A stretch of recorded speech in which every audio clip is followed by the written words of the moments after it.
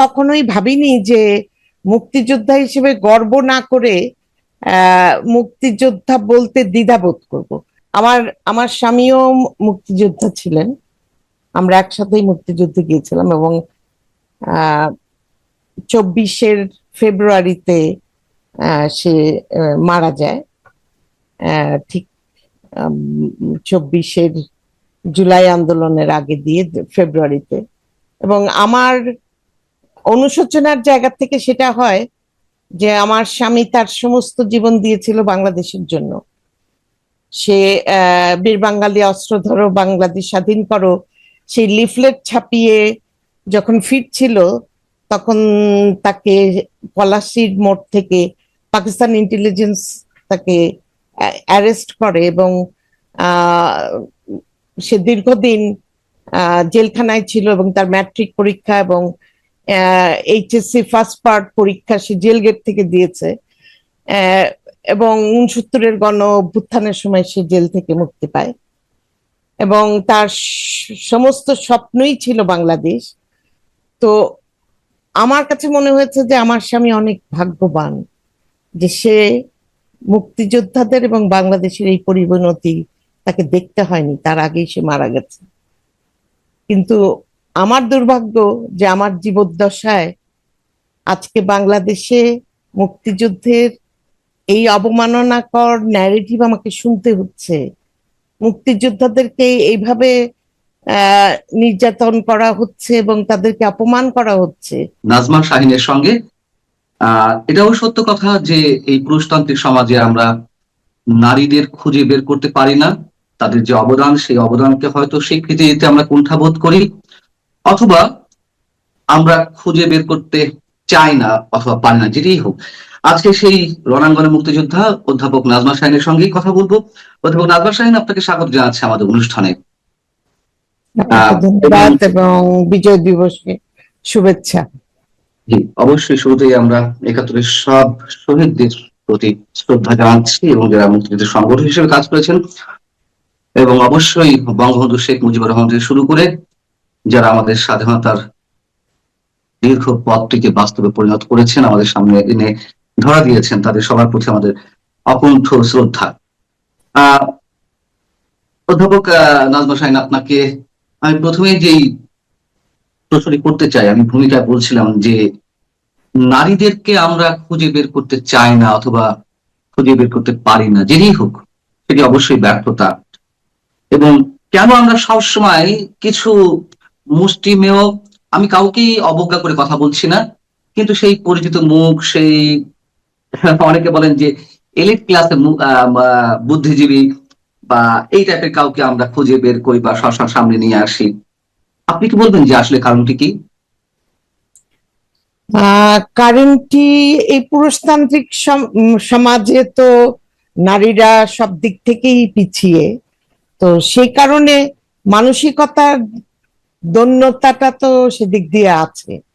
আমরা বলছি যে আমরা নারীর সম অধিকার চাই কিংবা প্রতিষ্ঠা করব, কিন্তু নারীকে কি সেই জায়গাটা দেয়ার আমরা চেষ্টা করি?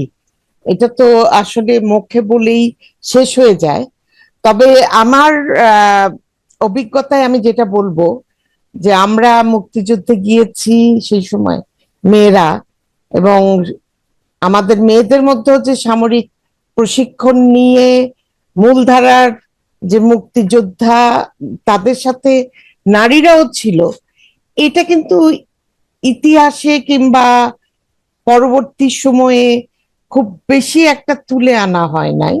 আমরা এই মুক্তিযুদ্ধে আমাদের অংশগ্রহণ এবং সেটাকে তুলে ধরা, তো নতুন প্রজন্মকে জানানো, সেই জায়গাটা আমাদেরও কিন্তু সীমাবদ্ধতার জায়গা আছে, সেটা ব্যর্থতার দায় আমাদেরও আছে।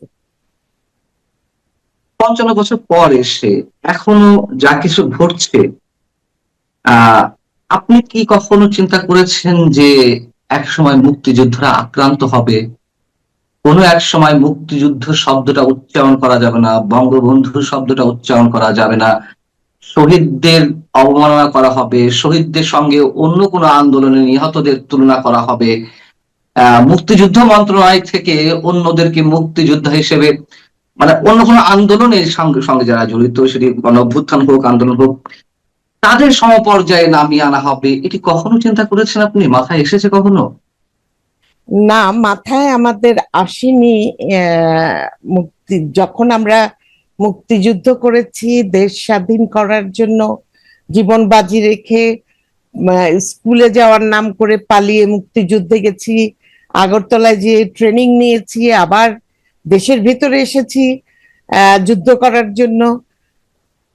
তখন কখনোই ভাবিনি যে মুক্তিযোদ্ধা হিসেবে গর্ব না করে মুক্তিযোদ্ধা বলতে দ্বিধাবোধ করব। সেই সময়টা কিন্তু একটা ধাপে আসেনি বাংলাদেশে। আজকে যে জায়গাতে আমরা এসেছি, আমরা কিন্তু ধাপে ধাপে এসেছি। বঙ্গবন্ধুকে সপরিবারে 15ই আগস্ট 75-এ হত্যা করার পরে এক সময় কিন্তু এমন হয়েছে, আমরা নিজেদেরকে মুক্তিযোদ্ধা বলতে একটু কুণ্ঠাবোধ করতাম, কারণ তখনকার রাজনৈতিক প্রেক্ষাপটটাও কিন্তু অনেকটা ছিল মুক্তিযোদ্ধারা যে খুব সেই সময় আহ খুব সগর্বে নিজেদের মুক্তিযোদ্ধা হিসেবে কিংবা মুক্তিযুদ্ধের ইতিহাসটাকে সেই সময় থেকেই কিন্তু কিছুটা মেলাইন করা শুরু হয়েছে।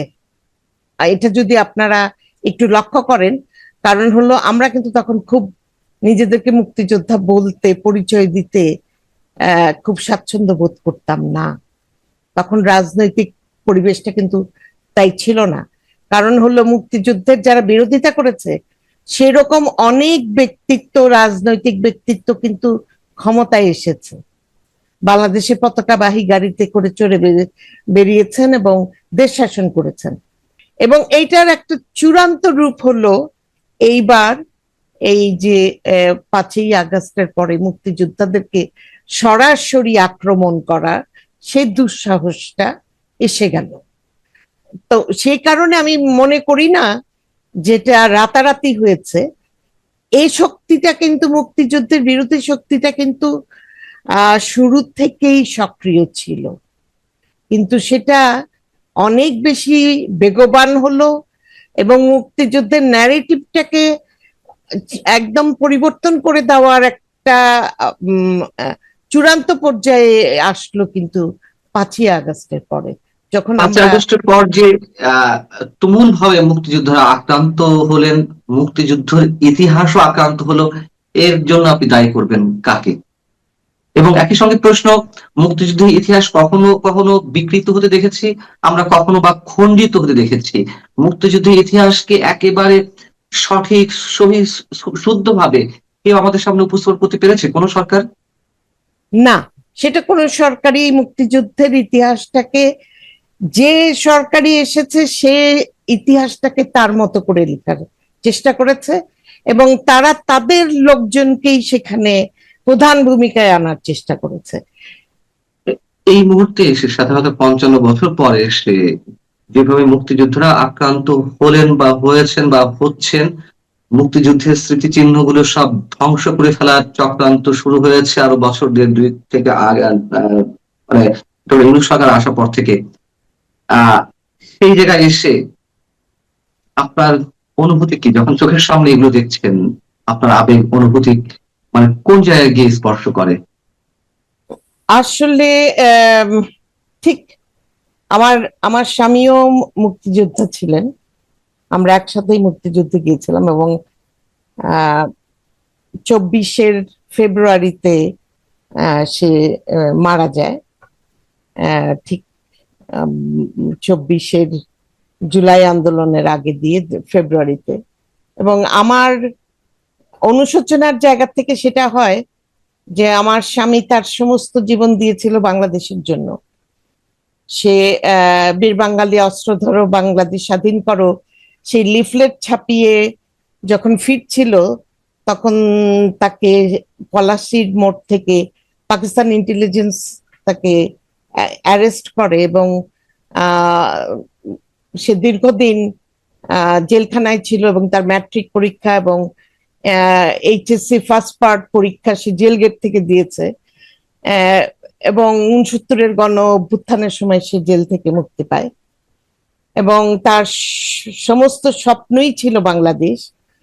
তো আমার কাছে মনে হয়েছে যে আমার স্বামী অনেক ভাগ্যবান যে সে মুক্তিযোদ্ধাদের এবং বাংলাদেশের এই পরিণতি তাকে দেখতে হয়নি, তার আগেই সে মারা গেছে। কিন্তু আমার দুর্ভাগ্য যে আমার জীবদ্দশায় আজকে বাংলাদেশে মুক্তিযুদ্ধের এই অবমাননাকর ন্যারেটিভ আমাকে শুনতে হচ্ছে। মুক্তিযোদ্ধাদেরকে এইভাবে আহ নির্যাতন করা হচ্ছে এবং তাদেরকে অপমান করা হচ্ছে। এটা একজন মুক্তিযোদ্ধা হিসেবে আমার কাছে সবচেয়ে কষ্টের জায়গা, যে তরুণ প্রজন্ম মুক্তিযুদ্ধের চেতনা ধারণ করলো না, এবং আমরা যে মানে জীবন বাজি রেখে যে দেশ স্বাধীন করলাম সেটার তারা ঠিক মতো মূল্যায়ন করলো না। তারা একটা আহ যারা সেই সময় পরাজিত শক্তি, তাদের বানানো একটা ন্যারেটিভ বিশ্বাস করে আজকে বাংলাদেশে মুক্তিযোদ্ধাদের অপমান করা হচ্ছে এবং মুক্তিযুদ্ধের স্মৃতিচিহ্নগুলোকে ধ্বংস করে দিচ্ছে। এটা আমার জীবদ্দশায় দেখতে হবে, এটা আমি স্বপ্নেও ভাবি নাই। আপনি তরুণ প্রজন্মের কথা বলছিলেন যে তারা ইতিহাসটা সঠিকভাবে গ্রহণ করেনি বা আমরা তাদেরকে ইতিহাস পাঠ করাতে পারিনি। তরুণ প্রজন্মের একটা অংশকে আমরা দেখেছি গণজাগরণ মঞ্চ তৈরি করতে, সেখানেও নানান ধরনের প্রশ্ন ছিল, যদিও আমি বলবো না যে একেবারে সেটিও একেবারে সহি শুদ্ধ ছিল। আবার 24-এর আন্দোলন যারা করলো তারাও তো নানান ধরনের ষড়যন্ত্রের মধ্য দিয়ে তারা রাষ্ট্রীয় ক্ষমতা যাওয়ার একটা চেষ্টা করলো, এবং তাদেরকে আমরা দেখেছি একটু, আমি নিজে সাক্ষী, যে তারা কিন্তু মুক্তিযুদ্ধের চেতনাটাকে ইউজ করে একটা ষড়যন্ত্রের মধ্য দিয়ে 24-এর আন্দোলনটি ঘটিয়েছে। শহীদ মিনারে 3রা আগস্ট 2রা আগস্ট আমি দেখেছি বঙ্গবন্ধুর ভাষণ বাজানো হচ্ছে, তুমি কে আমি কে, বাঙালি বাঙালি, এরকম স্লোগান দেওয়া হচ্ছে, তোমার আমার ঠিকানা পদ্মা মেঘনা যমুনা, মুক্তিযুদ্ধ ভিত্তিক গান বাজানো হচ্ছে। তারা এটুকু বুঝেছে যে বাংলাদেশের মানুষকে যদি আস্থায় নিয়ে আসতে হয় মুক্তিযুদ্ধের চেতনার মাধ্যমেই এটি সম্ভব, কিন্তু তারা সেটি মনে প্রাণে বিশ্বাস করে না, তারা সেটাকে ইউজ করেছে। যেদিন হোক না কেন তারা যে এই যে বিপথে গেল, তারা একটি ভুল চেতনা ধারণ করেছে এবং এখনো করে আছে, এর পেছনে দায় কার? এবং আমি আপনাকে প্রশ্ন করেছিলাম যে 5ই আগস্ট যে ঘটলো এটির পিছনেও বা দায় কার কতটুকু? মুক্তিযোদ্ধা কোটায় দেখা যাচ্ছে যে মেধাবী সে পাচ্ছে না, কিন্তু পিছন থেকে একটা কম মেধাবী এসে সেই সুযোগটা পেয়ে যাচ্ছে। এটা সাধারণ শিক্ষার্থীদের মধ্যে একটা ক্ষোভ ছিল। এটা আমি শিক্ষার্থীদের মাঝে থেকে তাদের যে ফিলিংস, সাধারণ যারা কোনো ষড়যন্ত্রের মধ্যে ছিল না, যারা কোনো রাজনৈতিক উদ্দেশ্য নিয়ে ছিল না, তারা কিন্তু তাদের মধ্যে এই ক্ষোভটা ছিল।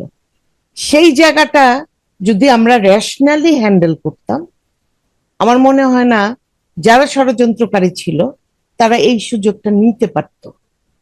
ওটা তো একটা বিষয়, অবশ্যই সেটা একটা বিষয়, কিন্তু কিন্তু যে আওয়ামী লীগের নেতৃত্বে মুক্তিযুদ্ধ শুরু হয়েছে বা মুক্তিযুদ্ধ পরিচালিত হয়েছে, নিশ্চয়ই সেখানে অন্যান্য দল, বিভিন্ন দল মতের মানুষের অংশগ্রহণ ছিল অবশ্যই, কিন্তু সেই আওয়ামী লীগ কি মুক্তিযুদ্ধের চেতনাকে প্রপারলি ইউজ করতে পেরেছে, নাকি সেখানেও তাদের এক ধরনের রাজনৈতিক ব্যবসা ছিল?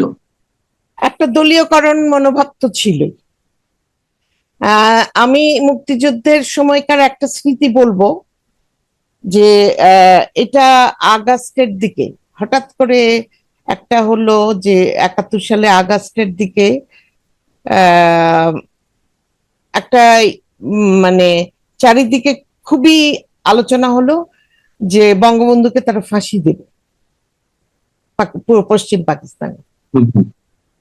এবং তখন আমরা দুই বোন, আমার বড় বোন ক্লাস 10-এ পড়তো, আমি ক্লাস 8-এ পড়তাম, আমরা দুই বোন কাঁদতে শুরু করলাম যে আমাদের নেতাকে ফাঁসি দিবে। এবং মানে আমাদের কান্না মানে কি, আমাদের তো তখন একদম বুক ফেটে যাচ্ছে। তখন আমাদেরকে থামানোর জন্য আমার মা বললেন যে আহ কান্নাকাটি করো না, তোমরা রোজা রাখো, নামাজ পড়ো, এবং বললেন যে আয়াতুল কুরসি 1,00,000 বার আয়াতুল কুরসি পড়ে যদি আল্লাহর কাছে দোয়া করো তাহলে কিন্তু তোমাদের কথা শুনবে। আমরা 2 বোন 7 দিন রোজা রাখলাম এবং দুইজনে 1 লক্ষ বার করে, দুইজন 2 লক্ষ বার আয়াতুল কুরসি পড়ে আমরা দোয়া করলাম।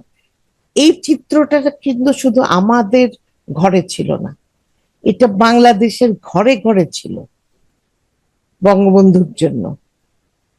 তো বঙ্গবন্ধু কিন্তু সারা বাংলাদেশের মানুষের ছিল, এবং তার জন্য যে মানুষের ফিলিংস, সেটা কিন্তু এইভাবে মানে রক্তের সম্পর্ক কিংবা পরিবারের একজন, সেটা দিয়ে বোঝা যায় না।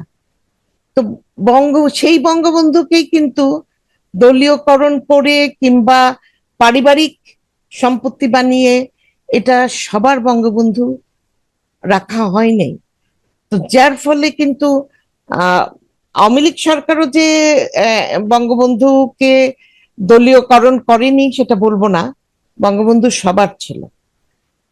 মুক্তিযুদ্ধ আমরা করেছি, আমাদের নেতা ছিলেন বঙ্গবন্ধু।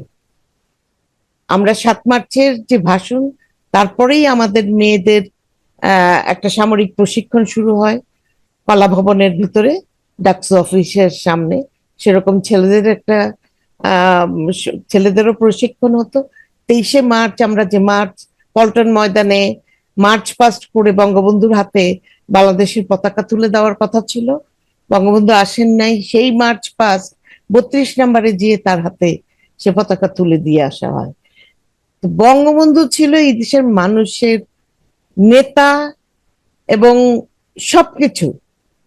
তো সেই জায়গাটাতে কিছুটা দলীয়করণ হয়েছে, যার ফলে এই যে দলের মধ্যে যে বিরোধ, বঙ্গবন্ধু যদি আওয়ামী লীগ দলীয়করণ করে থাকে, তাহলে পাল্টা দল তাদের একজন মানে প্রতিদ্বন্দ্বী দাঁড় করিয়েছে।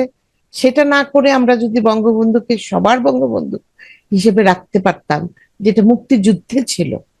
মুক্তিযুদ্ধে কিন্তু একটা ঐক্যমত্যের যুদ্ধ ছিল, সেখানে কিন্তু বিভিন্ন দল যুদ্ধ করেছে, কিন্তু তারা কিন্তু সবাই কিন্তু বঙ্গবন্ধুকে মুক্তিযুদ্ধের নেতা হিসেবে স্বীকার করে মুক্তিযুদ্ধ করেছে।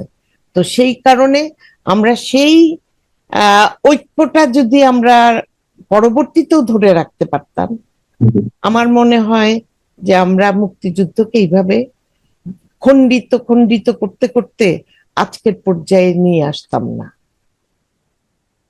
আমরা একটু আপনার কাছ থেকে আপনার মুক্তিযুদ্ধের সময়কার প্রতিটি দিনই তো অন্যরকম স্মৃতিকাতর নানান ঘটনা রয়েছে মুক্তিযুদ্ধের সময়কার। আহ, আপনি একটা বিশেষ কোনো ঘটনা কি আমাদের সাথে শেয়ার করতে পারেন, যেটি অনেক বেশি আবেগকে নাড়া দেয় আপনার, অথবা মানুষের অজানা যেটুকু জানা দরকার?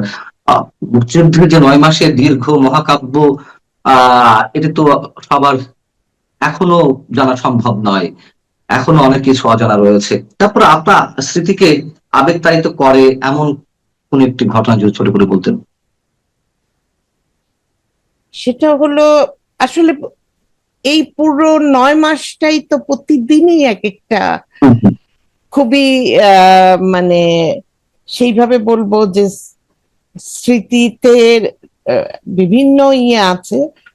তবে আমরা যখন মুজিব বাহিনী বিএলএফ, সেটার সেকেন্ড ব্যাচের ট্রেনিং হয়ে আমরা বাংলাদেশের ভেতরে ঢুকছি, তখন আমরা 3টা গ্রুপ আসলাম সোনামুড়া ক্যাম্পে বাংলাদেশের ভেতরে ঢুকবো। তার মধ্যে 2টো গ্রুপ ছিল কুমিল্লা যাবে, আর একটা গ্রুপ হচ্ছে আমরা ঢাকায় আসব। আমার গ্রুপের কমান্ডার ছিলেন কামরুল আলম খান খসরু। আমাদের যুদ্ধটা ছিল গেরিলা যুদ্ধের মতো, কারণ হলো ঢাকা শহরের যুদ্ধ, সম্মুখ যুদ্ধ করা সম্ভব না, এবং আমাদের বেস ক্যাম্পটা ছিল হচ্ছে বালিয়াপাড়াতে। তো সেখানে আসার পরে তখন বর্ডারে প্রচন্ড গোলাগুলি হচ্ছে।